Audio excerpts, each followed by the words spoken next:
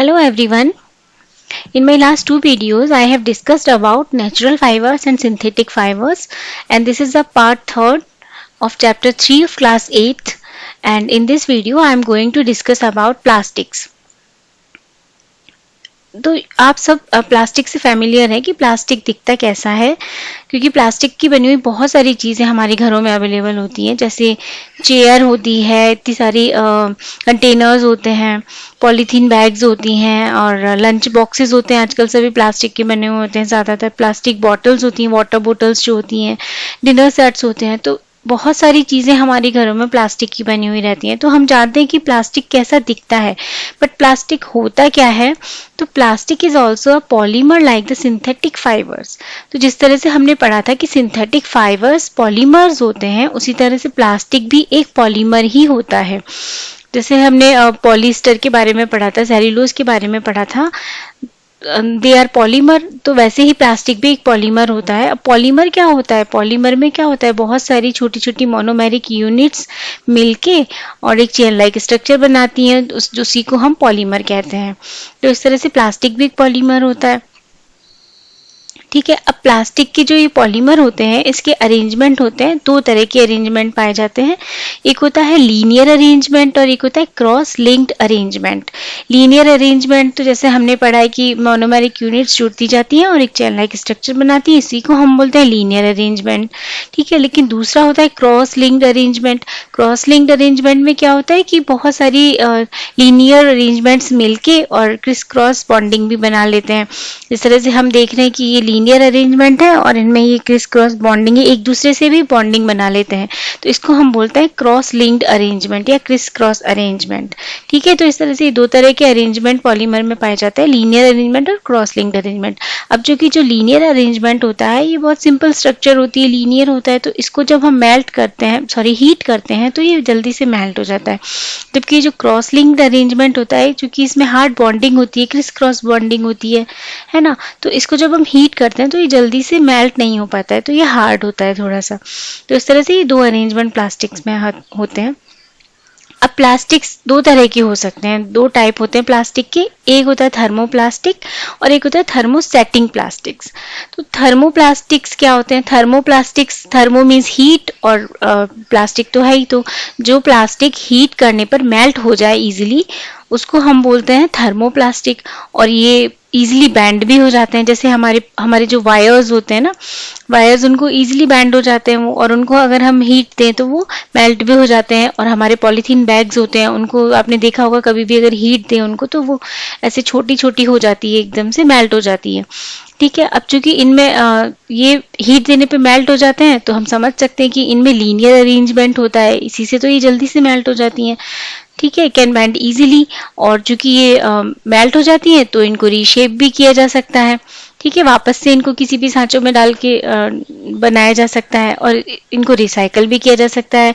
जैसे कि एग्जांपल्स होते हैं, टॉयज होते हैं, बच्चों के जो टॉयज होते हैं ना, वो सारे थर्मोप्लास्टिक्स के बने हुए होते हैं। कॉम्स होते हैं, कंटेनर्स होते हैं, और पॉलीथीन सबसे बड़ा एग्जाम्पल है। पॉलीथीन एंड पीवीसी ये होते हैं। तो पॉलीथीन के बारे में तो आप सब जानते हैं, पॉलीथीन को अगर हम जरा सी भी हीट देते हैं तो वो एकदम से मेल्ट हो जाती है। तो ये सब थर्मोप्लास्टिक के एग्जाम्पल्स हैं। नेक्स्ट है थर्मोसेटिंग प्लास्टिक। थर्मोसेटिंग प्लास्टिक्स, इसमें भी जैसे हमको नाम से पता चल रहा है, थर्मोसेटिंग मतलब कि वो से एक बार जो सेट हो गए उसके बाद उनको हम हीट देके मेल्ट नहीं कर सकते हैं। Plastics which when moulded once can not be softened by heating. तो इनको हम मेल्ट नहीं कर सकते हैं, और अगर हमने ज़्यादा इनको प्रेशराइज किया तो ये टूट जाते हैं। These are called thermosetting plastics. एक बार सेट हो जाते हैं, उसके बाद हम इनको रीमोल्ड नहीं कर सकते। अभी इतने हार्ड होते हैं क्योंकि तो इनमें क्रॉस लिंक्ड स्ट्रक्चर पाए जाते हैं। इनके जो पॉलीमर होता है वो क्रॉस लिंक्ड होता है, क्रिस क्रॉस अरेंजमेंट होता है। जैसे हमने पहले पढ़ा कि जिनमें भी क्रॉस लिंक्ड अरेंजमेंट होता है वो थोड़े हार्ड होते हैं। ठीक है। तो वो थर्मोसेटिंग प्लास्टिक्स में पाया जाता है। अब अगर हम इनको बैंड करें, थोड़ा सा भी फोर्स लगाएं, तो ये इजिली टूट भी जाते हैं। फिर अगर हम थोड़ा सा फोर्स लगाएं तो ये टूट जाते हैं। अब चूंकि ये मेल्ट नहीं होते तो इनको रीशेप नहीं किया जा सकता और रिसाइकल भी नहीं किया जा सकता। अब इसके दो एग्जाम्पल्स हैं, जैसे बेकेलाइट होता है, बेकेलाइट और मेलामाइन दो इंपॉर्टेंट एग्जाम्पल हैं। Bakelite is used for making electrical switches. जो इलेक्ट्रिकल स्विचेस होते हैं ना, हमारे प्लास्टिक्स के बने हुए होते हैं ना, स्विच बोर्ड और स्विचेस जो होते हैं, तो उसके लिए जो प्लास्टिक यूज होती है वो होती है बेकेलाइट। और जो हमारे यूटेंसिल्स होते हैं, पैन्स होते हैं, कढ़ाई होती है, उनके हैंडल्स बनाने के लिए भी बेकेलाइट का यूज़ किया जाता है, क्योंकि ये थर्मोसेटिंग प्लास्टिक है, हीट रेजिस्टेंट होते हैं ना। नेक्स्ट है मेलामाइन। मेलामाइन भी हीट रेजिस्टेंट प्लास्टिक है। It resist fire and can tolerate heat better than other plastics. ये हीट को टॉलरेट कर लेता है, ठीक है। तो ये फायर को रेजिस्ट करता है। It is use for making floor tiles, kitchen ware and fabric with resist fires. तो ये फ्लोर टाइल्स इससे बनाई जाती हैं, किचन वेयर्स बनाए जाते हैं, किचन वेयर्स, और जो डिनर सेट्स होते हैं, मेलामाइन की डिनर सेट्स आप लोगों ने सुना होगा कि जो डिनर सेट मिलते हैं ना प्लास्टिक के, वो मेलामाइन के बने हुए होते हैं, क्योंकि हीट रेजिस्टेंट होता है। तो इसमें जब हम गर्म खाना रखते हैं तो उससे इसको कोई इम्पैक्ट नहीं होता है। मेलामाइन का बना हुआ था क्योंकि वो हीट रेजिस्टेंट होता है, ठीक है। इस तरह से ये बेकेलाइट और मेलामाइन जो होते हैं थर्मोसेटिंग प्लास्टिक के एग्जाम्पल है। अब इसको हम एग्जाम्पल के थ्रू देख लेते हैं। Thermoplastics can be melted repeatedly. इनको रिशेप किया जा सकता है, रिसाइकिल किया जा सकता है, जैसे कि बच्चों की टॉय, जैसा कि आपको फिगर में दिख रहा है। नेक्स्ट है थर्मोसेट्स। तो जो कि ये स्विच बोर्ड्स होते हैं, स्विचेस होते हैं, once shaped can not be melted. एक बार जब इनको जो शेप दे दिया, उसके बाद ये हीट करने पे मेल्ट नहीं हो सकते हैं, ठीक है। तो ये एग्जाम्पल है थर्मोप्लास्टिक और थर्मोसेट्स के। होप कि आपको समझ में आ गया होगा। नेक्स्ट हम पढ़ेंगे कैरेक्टरिस्टिक्स ऑफ प्लास्टिक्स। प्लास्टिक की कैरेक्टरिस्टिक्स क्या होती हैं, तो क्या कारण है कि इनको इतना यूज़ किया जाता है। जैसे पहले का ज़माना होता था, पहले जो हमारे दादी नानी लोग होते थे, उनसे अगर आप बात करोगे तो उनकी किचन में या उनके घरों में मेटल के ज़्यादा होते थे, यूटेंसिल्स भी मेटल के होते थे। नहाने में जो बकेट वो यूज़ में लेते थे वो भी आयरन की होती थी, मेटल की। तो बहुत सारी चीज़ें वो मेटल की ही यूज़ करते थे। प्लास्टिक उस ज़माने में कम ही होता था, लेकिन आजकल क्या होता है, मेटल की चीज़ें कम हो रही है और प्लास्टिक ज़्यादा यूज़ हो रहा है। हमारी किचन में भी मेटल की कंटेनर की जगह प्लास्टिक के कंटेनर ने ले ली है।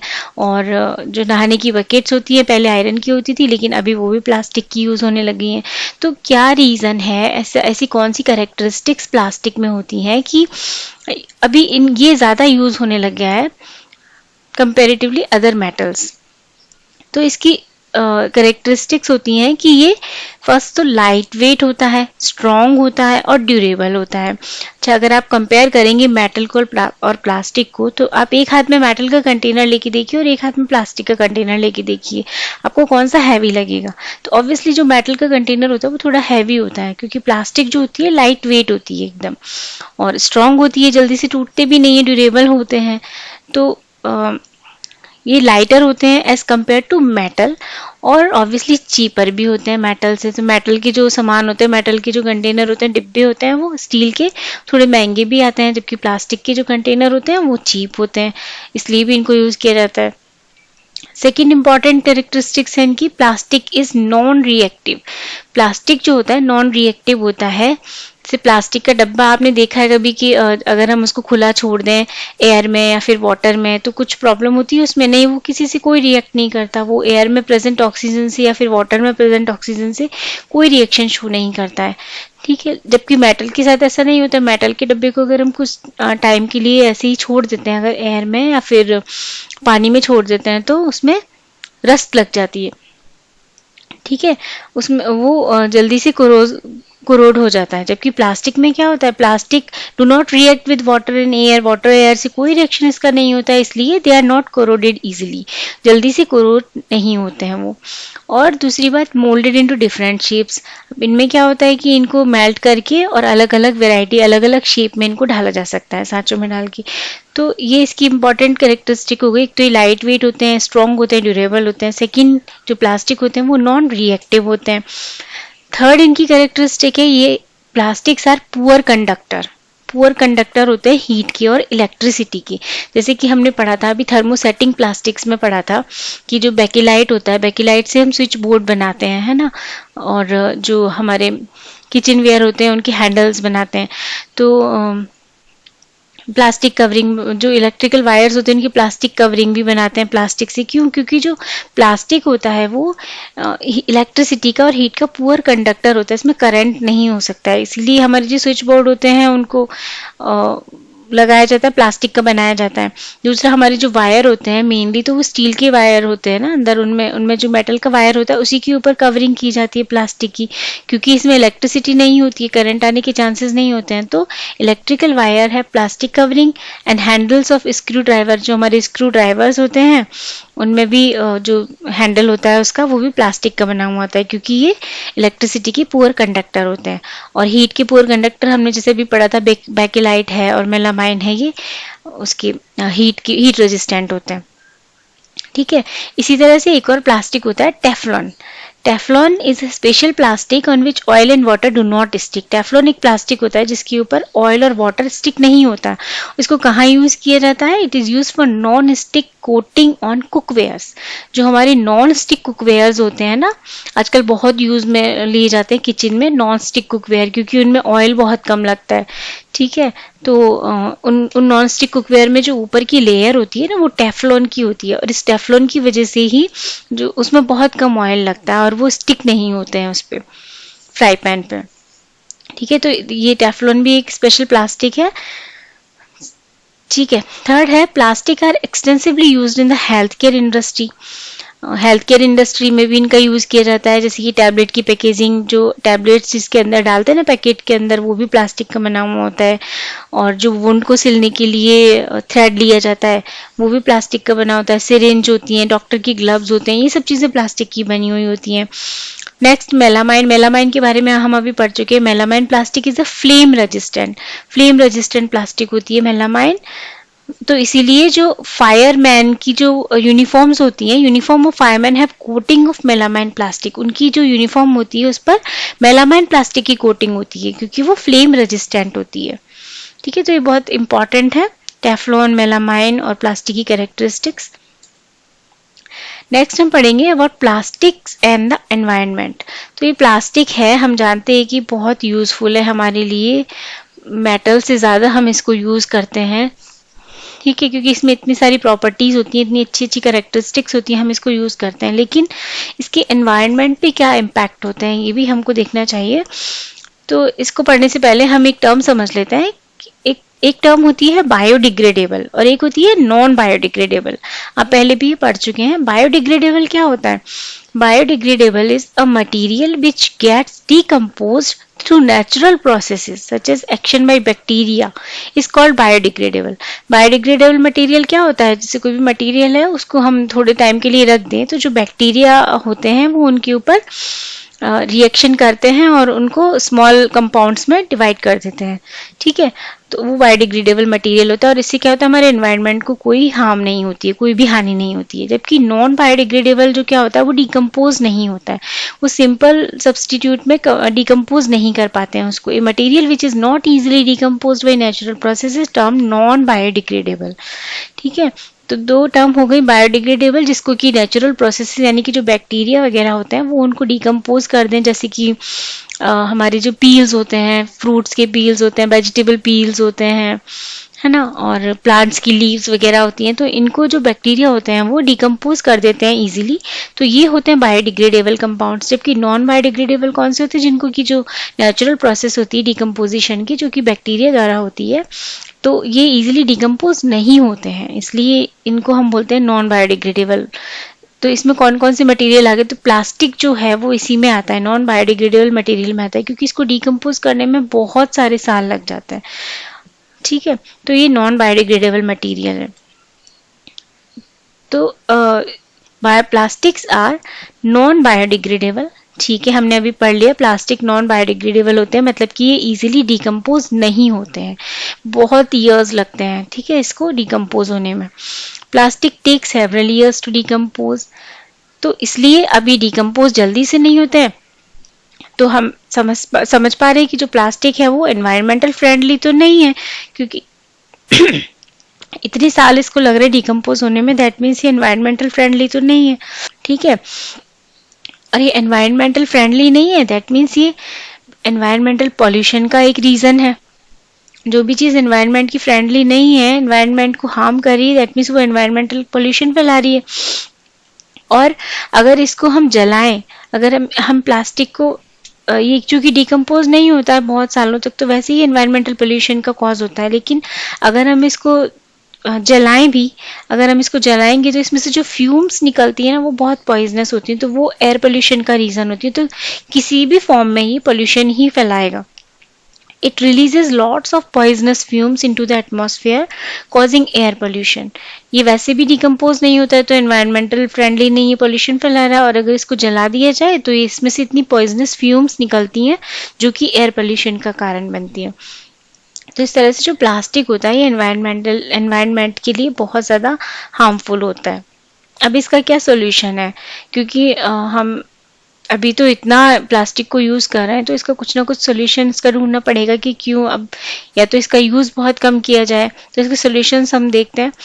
Avoid the use of plastics as far as possible. Yes, तो इसका एक ये सॉल्यूशन है कि जो प्लास्टिक का यूज़ है उसको अवॉइड किया जाए। अब वो तो इतना जल्दी पॉसिबल नहीं है, हम इतना पॉसिबल नहीं है कि प्लास्टिक का हम यूज़ एकदम से बंद कर दें, नहीं। तो इसका धीरे धीरे हम इसको रिड्यूस कर सकते हैं, इसके यूज़ को। Avoid the use of plastics as far as possible.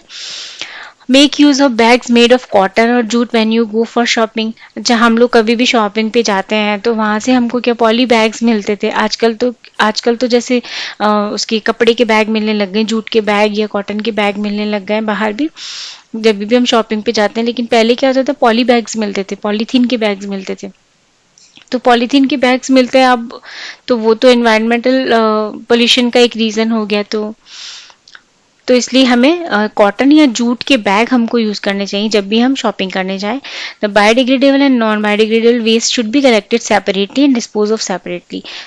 ठीक है, जो बायोडिग्रेडेबल और नॉन बायोडिग्रेडेबल वेस्ट है उन सबको अलग से हमको रखना चाहिए। ठीक है, जिससे दोनों की जो प्रोसेस है, बायोडिग्रेडेबल वाली और नॉन बायोडिग्रेडेबल वाली, वो अलग से प्रोसेसिंग हो सके उनकी। नेक्स्ट है develop habit which are environmental friendly. फिर है 5R प्रिंसिपल, हमको याद करना चाहिए इसके लिए। 5R प्रिंसिपल कौन सा होता है? Reduce, reuse, recycle, recover and refuse. एक तो हम इसका जो यूज है उसको रिड्यूस कर दें। नेक्स्ट, जो भी हम चीज़ ले रहे हैं प्लास्टिक की उसको रीयूज करें। जैसे अगर हमको कोई पॉली बैग मिलती है तो उसको हम बार बार में सामान लाने ले जाने के लिए यूज कर सकते हैं। ठीक है, रिसाइकल, ऐसा प्लास्टिक हम यूज़ करें जो कि रिसाइकल हो जाए। जैसे थर्मोप्लास्टिक हमने पढ़ा था, वो रिसाइकल हो सकता है, तो वो हम यूज़ कर सकते हैं। क्योंकि जो थर्मोसेटिंग प्लास्टिक वाली प्लास्टिक होती है वो तो मेल्ट नहीं होती है, तो वो ज़्यादा हार्मफुल है। ठीक है, नेक्स्ट है रिकवर एंड रिफ्यूज़, तो अब कि इसको यूज़ करने से मनाही कर दें। नेक्स्ट है do not throw plastic bags in the water bodies और on the road. Plastic bags को ऑब्वियसली वाटर बॉडीज में और रोड पे नहीं फेंकना चाहिए। वाटर बॉडीज में फेंकने से जो एनिमल्स होते हैं, वाटर एनिमल्स होते हैं, उनके लिए हार्मफुल होती है। ठीक है, और रोड पे फेंकने से भी जो लैंड एनिमल्स होते हैं वो भी, उनकी भी ये स्टक हो जाती है। अगर वो गलती से इनको खा लें तो वो स्टक हो जाती है उनकी भी। तो प्लास्टिक बैग्स को बाहर ना फेंकें। Take a cotton carry bag और a jute bag while going for shopping. ऐसा हम पढ़ चुके हैं, हाँ, कि हमको शॉपिंग पे जाना है तो कॉटन या जूट का बैग हम कैरी करें। Try to minimise the use of plastic material. Plastic material का यूज हम मिनिमाइज कर सकते हैं। ठीक है, रिड्यूस कर सकते हैं। यूज स्टील लंच बॉक्स, अगर हम लंच बॉक्स प्लास्टिक का यूज कर रहे हैं लंच बॉक्स, तो हम स्टील का यूज कर सकते हैं इंस्टेड। या फिर प्लास्टिक की बॉटल की जगह हम स्टील की बॉटल यूज कर सकते हैं। ठीक है, और it is better to use thermoplastics. Most of the thermoplastics can be recycled. ये भी हम पढ़ चुके हैं, जो थर्मोप्लास्टिक्स होती हैं वो रिसाइकल्ड होती हैं, जबकि जो थर्मोसेटिंग प्लास्टिक्स होती हैं वो रिसाइकल्ड नहीं हो पाती हैं, तो वो ज़्यादा हार्मफुल होती हैं। इसलिए it's better to use thermoplastics. Okay, तो इस तरह से हम हमारे एनवायरनमेंट को बेनिफिट कर सकते हैं। ठीक है, हार्म होने से रोक सकते हैं। Okay, thank you.